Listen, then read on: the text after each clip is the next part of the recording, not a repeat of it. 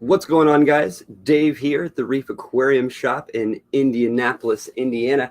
Today we are hanging out in the TheReefIndy studios, and I have a guest with me today, all the way from Seachem Laboratories.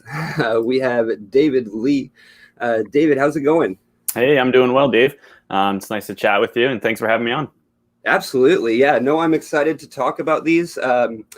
I am normally more of a freshwater guy myself, but all of our saltwater junkies at the shop have been raving about this. So I've been really excited to actually put my hands on one and just talk about it. This is a really cool piece of equipment.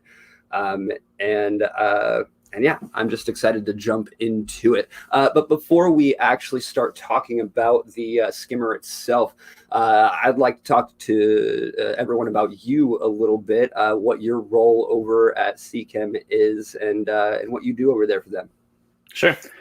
So I do the Northeast. I manage the Northeast territory. I visit shops and dealers like you guys and talk about new products, do staff trainings. I'm personally a saltwater junkie myself, so I'm on the other end of the spectrum. I do have freshwater tanks and like freshwater.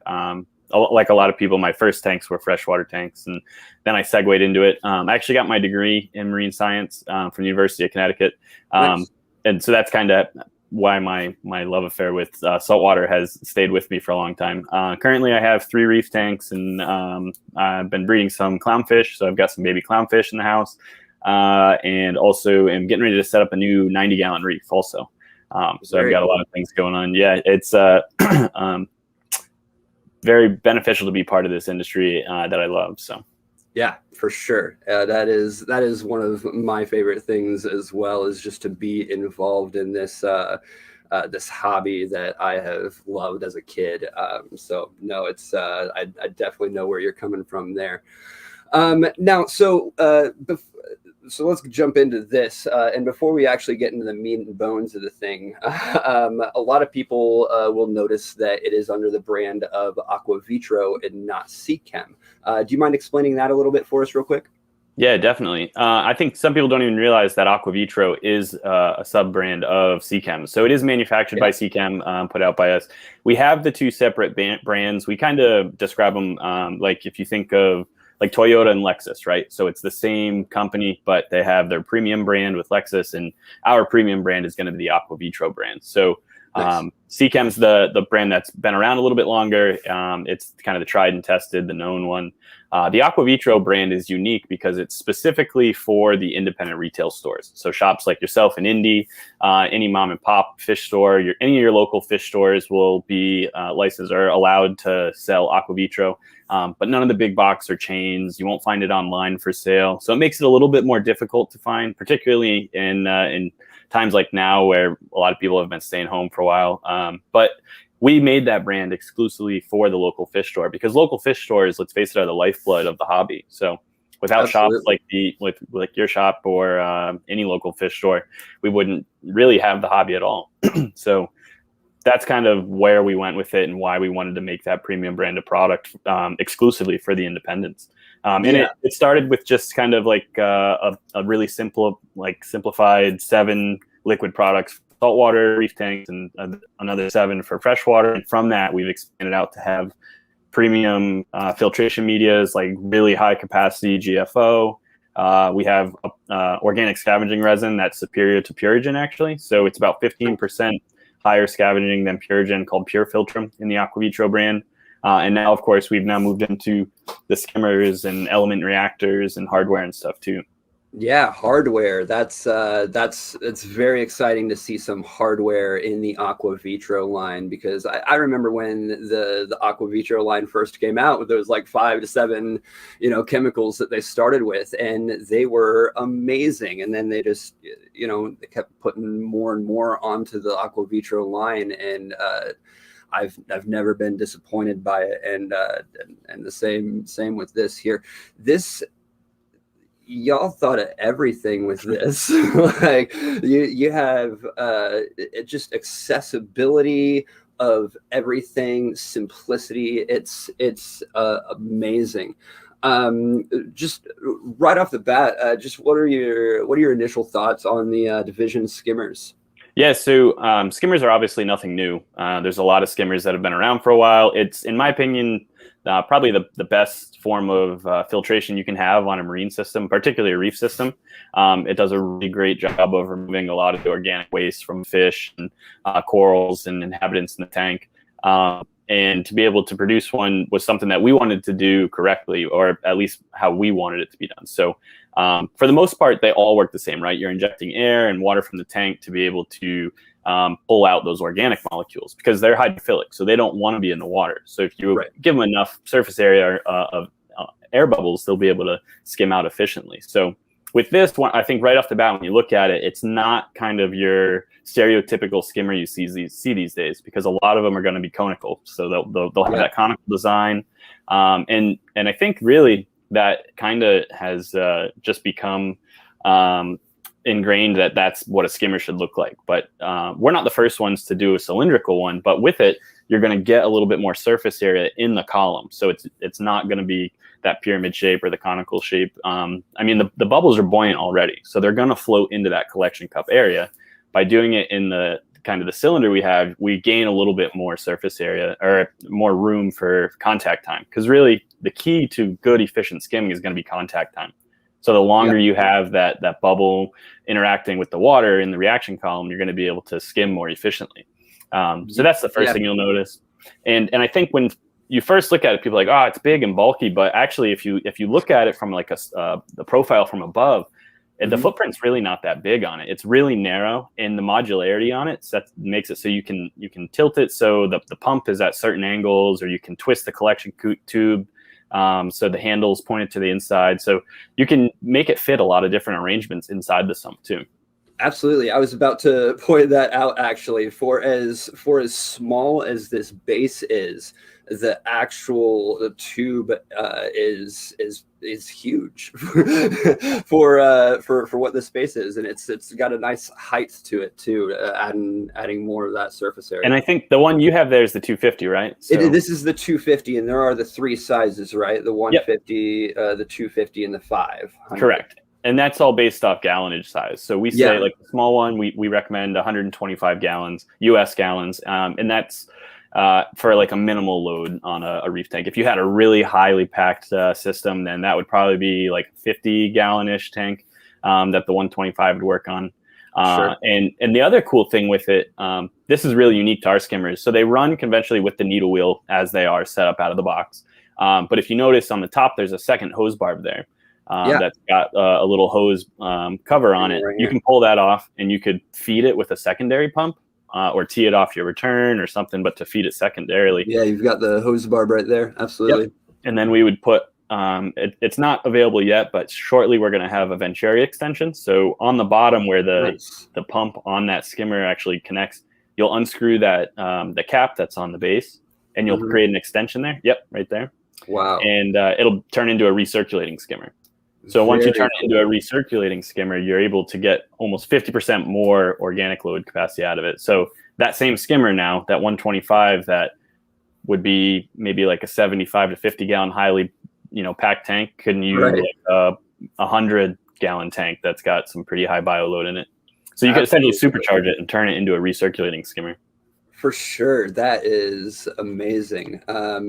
And then I definitely, I mean, we're going to, but I just got to get to this cup and the fact that you actually put a handle on the cup is an actual handle, just super easy to pop right off and take to your sink or wherever you're cleaning it out. I love that feature. Why was no one doing this before? It's really ergonomic. Yeah. And the other thing too, you'll notice on the backside of where you had, it's got the little hose barb there too. So if you wanted to, you could hook a drain line right into it, or like an overflow tub that if you wanted to have an excess reservoir to hold all the skimmate. Also, you could put a little like valve on that. So like every once in a while, if you want to just open it, drain out the skimmate, and then just close it. Then you don't have to take the whole thing off and do a full maintenance on it all the time. So I really like that. There is a configuration where you can basically recirculate it, right? Yeah, so that's what I was mentioning with that secondary pump. So all you do is add that second venturi extension on the bottom on that pump, and then so that will recirculate the water from the base. So it'll pull water from the base up that venturi extension tube, and then so the pump that's connected to the column there will continually recirculate the water that's in the skimmer, and then that feed pump will feed through that top hose barb. Very cool. Very cool. And so one of the unique things with this skimmer is the spillway on it. So a lot of skimmers have the pump internally. So with ours, the pump externally, again, like I mentioned with the conical design and the non-conical design, will give you a little bit more contact time because you've got more room for the air and bubbles inside the skimmer column. But also having that outside makes it so we don't drain through the bottom like a lot of the other skimmers on the market. Yeah. And because of that, we don't create a lot of like head pressure on it because if you have a varying fluctuation of the water level in the sump, it's not going to affect the how this skimmer skims because the water doesn't flow through the base or through openings in the base. It's going to go up that white column and down the spillway. Wow. So the water level in your skimmer theoretically should always be at whatever level that spillway is at. So there's that kind of teal knob on it. That's the lever that you'll use to change where like the level in the sump or in the skimmer is. Yeah. And if you turn it clockwise, it'll raise it. If you turn it counterclockwise, it'll push it down and lower it. Pop it right down. So depending on how wet or dry you want to skim, you can raise that and lower it. Very cool. Very cool. And then now that we're on the spillway, I guess before we get to the silencer, there are the sock and the sponge there to prevent microbubbles from getting back into the system. Yeah, precisely. So it's really there as a final kind of bubble catch for it if you've got your return pump close by. You don't actually need it. You could remove the sock and the sponge if you didn't want it there. You may get some micro bubbles that flow into the tank. And if you have enough baffles in your sump, those may not reach your return pump. But if you want, you can put that in there. I actually run Purigen in my sock on my division. So it's also a nice little mechanical sock that you can put some things into. If I travel, I take it off. I get kind of lazy reefer syndrome sometimes. So if I'm not going to clean it for a long time or something, I'll just leave that black sponge in the spillway.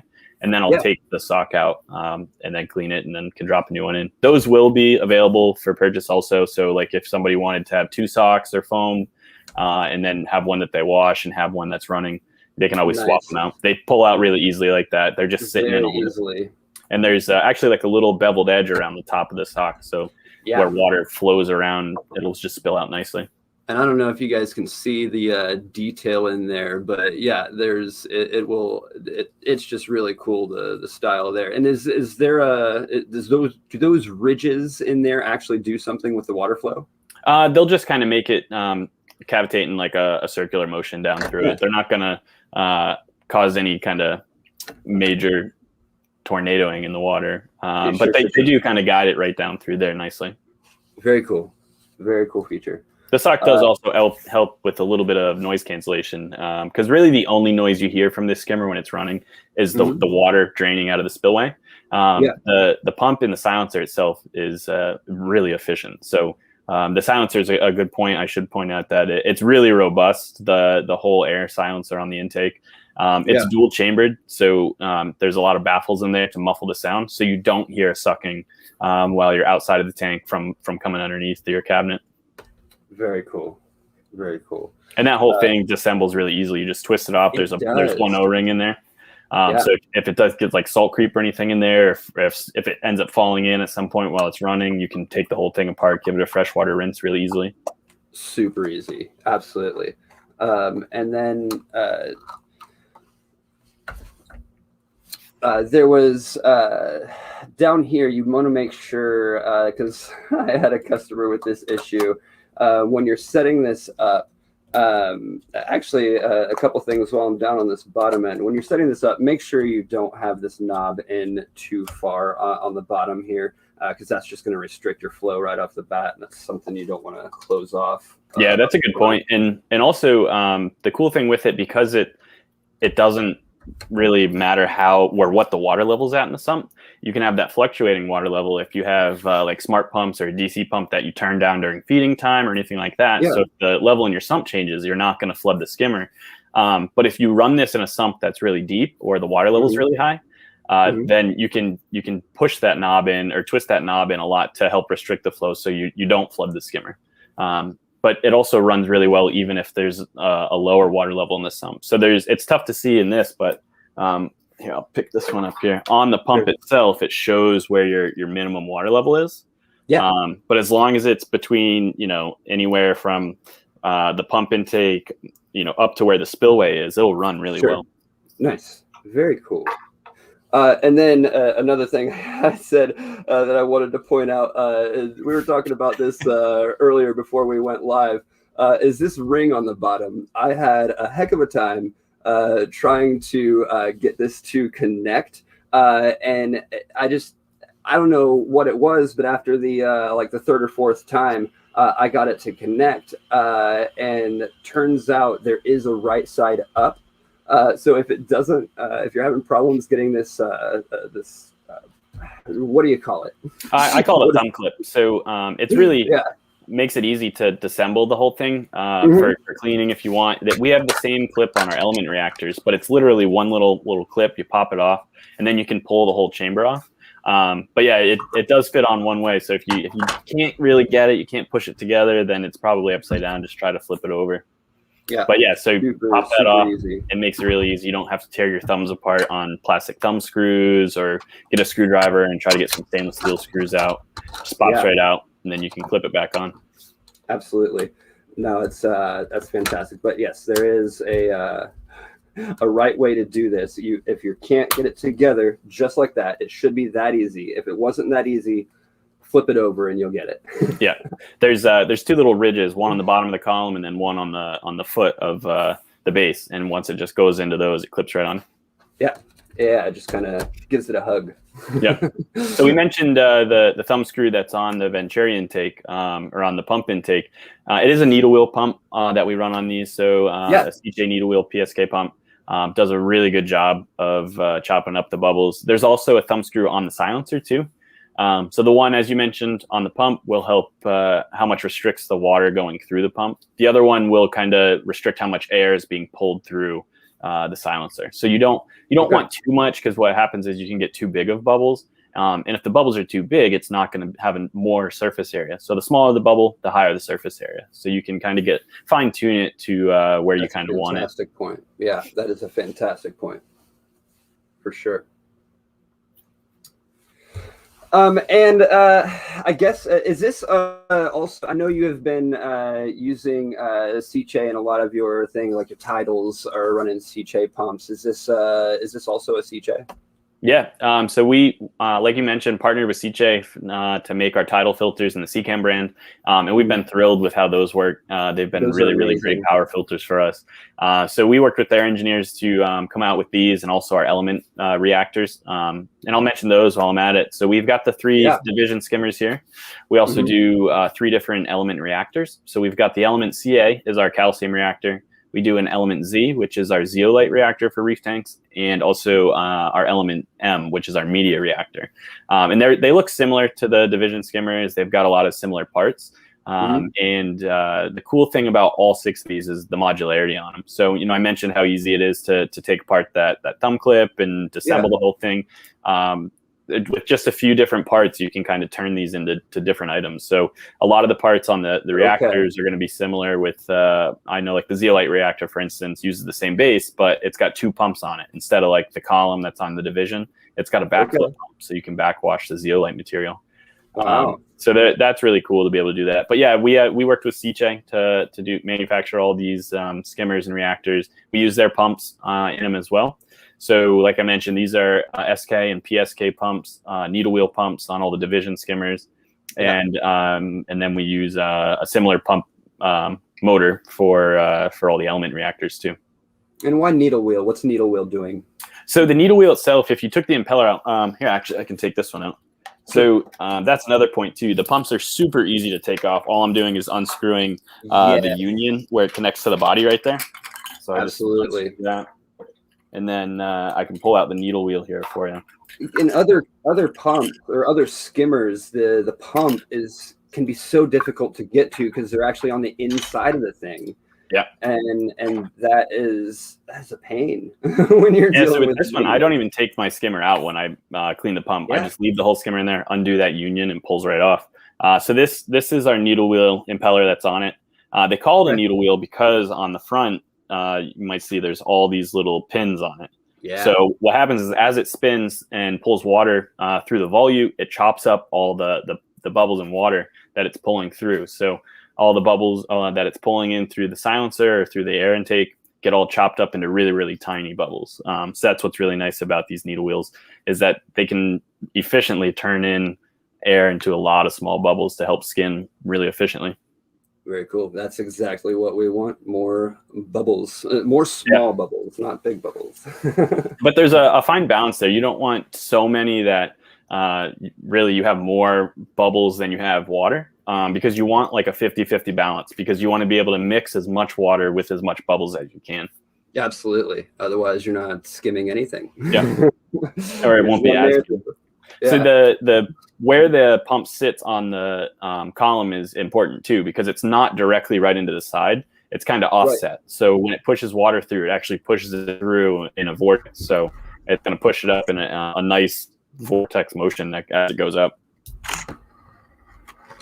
Very cool. Y'all thought of all of it, and that's an accessibility of everything. The entire thing. Every little piece is so accessible and so user friendly, and like this has been out on the market for what, a year, a little over a year or something like that. Yeah, I guess so. So we did global 2019 and 2020, and we had them there, and already they've taken off since then. Yeah. Oh, you've made top 10 protein skimmer lists like everywhere. it's included. Awesome. Yeah, I mean, I think the cool thing is we tried to pick the best things that we liked from skimmers that existed. Same with the titles. Power filters weren't brand new. Yeah. But we knew what we wanted in it, and wanted to make it work and worth it. So put it all together, and it came out really well. Absolutely. And since we do keep mentioning the titles, if you are wondering what we're talking about, if you're not watching this live, you can click the link above, but check out our review of the Seachem title filters. We made that like almost a year ago, but it gives you a full breakdown of everything about the titles and all the cool features about those, because that's every bit of the accessibility that is in the titles are in the Division skimmers as well. And I imagine now we don't have in stock yet at our store the reactors, but those will be coming very, very soon. And I'll probably give you another call, David. And once I get those in my hands, and we can like actually go talk about those as well. But yeah, accessibility has been key in all the hardware that you guys have put out so far. And I'm very excited to see what you guys continue to put out in the future. It's been very good stuff. Yeah, we've got some exciting things coming down the line. Later this year, I'll tease this. We're going to be doing some dosing pumps. So I'm excited about that. Nice. Got some really nice stuff going with them. They're really smart, I'll say. So they're going to be called the Sencha pumps, and they're modular, but you can link them together. They're going to be able to do a lot of really cool things that other dosing pumps haven't been able to do. The accessibility on those too, and just the modularity on them is unique to them, and I'm looking forward to that. Very cool. I am very excited about dosing pumps. Oh man. And that's going to be on the AquaVitro line as well? Yeah, I believe so. And we'll be able to offer different units. There's going to be primary and then also secondary pumps on those too. Amazing. That is very cool. And honestly, now that we're talking about the future, I'm going to pop up this comment from Cassie. one of our regulars here. She says there should be more marketing for freshwater dosers. And I will admit, I actually knew about these dosers before when we went down for training for our platinum dealership or a sponsorship. The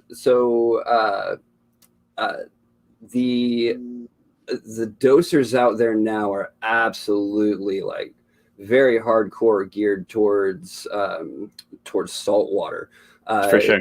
Are you going, or if you can say, do you know if you're going to be marketing this towards freshwater as well? Yeah, so one of the cool things is that obviously we have our Seachem Flourish line for freshwater planted tanks, and then we also have our AquaVitro planted supplements, and they'll be able to work with all those supplements as well.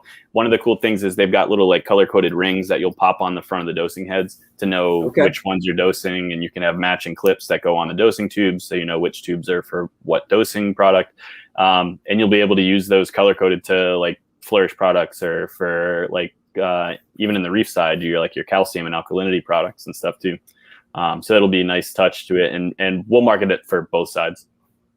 Very cool. That's amazing. That it's actually going to be something geared, well, at least marketed towards freshwater. Well, I mean, and everything out there now, again, is like specific, even in their makeup, you know, or they're specifically geared for salt tanks.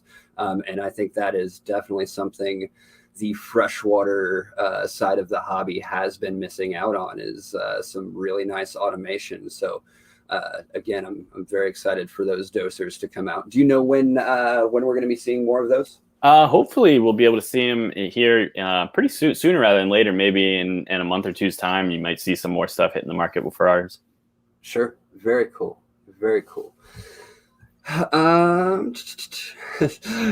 Cassie following up says she bought a saltwater one to dose her irons. yeah, jump the gun, but this is going to be sounds like a lot better than just something that you're going to pop on there to dose your iron. Yeah, I certainly will say I think my planted tank, when I had that going, was more work than my saltwater tank dosing wise. I mean, between dosing the NPK on it and trace and everything, you know, for my saltwater tank, I've got my Reef Fusion 1, my Reef Fusion 2 and fuel, and that's kind of it. Where my like freshwater tank, you know, I was doing a lot more tinkering with that one. So I certainly can see how like a hardcore freshwater tank can be more work than even a nice Reef tank. Absolutely. You get into these real detailed, like freshwater planted tank setups with these like nice plants, you know, they've got these, they've got lily pipes, they've got amazing CO2 systems, the rimless, the rimless tanks that are looking just absolutely gorgeous, just the sleek lighting. Where's the automation?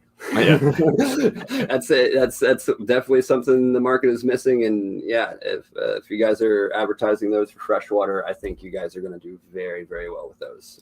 And I think the other thing is that they, like, my tank would always do great when I was home, but then when I'd be on the road or traveling, then it would suffer. And then it's like I'm the controller, but then when I'm not there, who's controlling it? So it'll be nice to have that peace of mind if you're not home too. Absolutely. Oh no, I do that all the time, and that's something that people wonder about all the time with their with their plants and their corals. You know, sure, you can do an automated feeder and stuff pretty easily for your fish, but a lot of people worry about their plants and corals, as they should, and this will definitely give some peace of mind for sure. Yeah. Well, very cool. Doesn't look like I have any more questions for us. So I think I'm going to start wrapping it up. David, any parting thoughts on the Division Skimmers before we get out of here? I mean, so we touched on kind of the unique aspects of it, kind of the things we did differently compared to other ones in the market. Another thing I'll point out too is like the silencer. You've got it on the end of the spillway there. Earlier when we started, it was up on the top. It's tough to see in this, but there's actually 6 different little locations that you could hang it off if someone wanted to. So as I mentioned the modularity earlier, that just to hit that at home, there's a lot of different things you can do with this. The intake, the Venturi intake on the bottom of the pump, you can put in different configurations if you want the tube or the thumb screw to be facing the other way, going in towards the chamber. So A lot of different ways with that. The other thing is price point on it. So it's really competitive with other skimmers on the market. So like the 250 you got there, its MSRP is going to be like 322 on it. So you're getting a really good skimmer for the price compared to some others in the market. Absolutely. That is super comparable to everything around it for sure. Yeah. Well, fantastic. All right. Yeah. I'm just double checking for more comments just in case. Just in case. All right. Again, David, it was awesome having you on here. Thank you so much. And we will definitely be in further contact about having you on here and talking about some more things if you'll jump on with us some other time. Yeah, absolutely. Thanks for having me. Talk about the skimmers. We can do the reactors when you guys get those. Also, once the dosing pumps do come in, I'll be happy to come on and we can chat about those too. Yeah, I could. We can chat for like hours about that doser. I'm so excited about it. Audrey wants to say unrelated, but thanks for making the title. See, we were talking about it already. It's totally related. I love that filter. It is an amazing filter. We have it on most of our planted tanks on that system, on our planted systems, because it has those awesome surface skimmers. Surface skimmers. Yep. And I run it on a couple of my reefs too. So, I mean, they're really, really great. I'm always recommending them if someone's trying to put a hang on the back on a saltwater.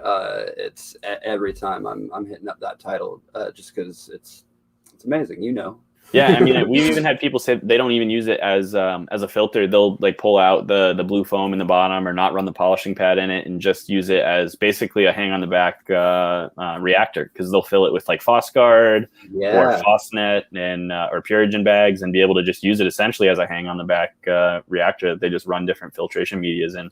There's more of that accessibility, man. It's all over the place. Yeah, for sure. Accessibility, customization, all of that. I've got another question actually about the if the doser, if you can't answer it, will it have an app? Yeah, so currently that's kind of what we're working on now. The hardware for the doser is all done and set, so we're finishing some different stuff in the app, and the app's going to be really cool. It's going to have some cool functions that other apps won't have. But with that, I will say they will also be able to be controlled through a series of button presses. So you don't have to have an app. It'll certainly make it a lot more user-friendly if you use the app once they do come out. But it will have a smartphone app. Very cool. Very cool. I feel like I'm getting all the good, dirty details on this doser already. But yeah, that is amazing. So again, David, thanks for coming and hanging out with us. If you guys have not done so yet, please hit that like button and subscribe if you enjoyed this content. And also, if you're not here in Indy, if you're here in Indy, come find us and grab all the AquaVitro products you can, because they're all amazing. But if you're not here in Indy, you can go to hopefully your closest local pet store or local fish store and find all those AquaVitro products as well. Now, since we can't sell AquaVitro online, but we do have an online store. If you wanted to go check out TheReefIndy.com, still has some fantastic stuff on that. Our blog, our in-stock list. You can do services, request services here in the area and whatnot. So, but again, thanks for hanging out with us, everybody. Thanks, David, again, and we will see you guys on the next one. Thanks. Cool. Thanks, Dave.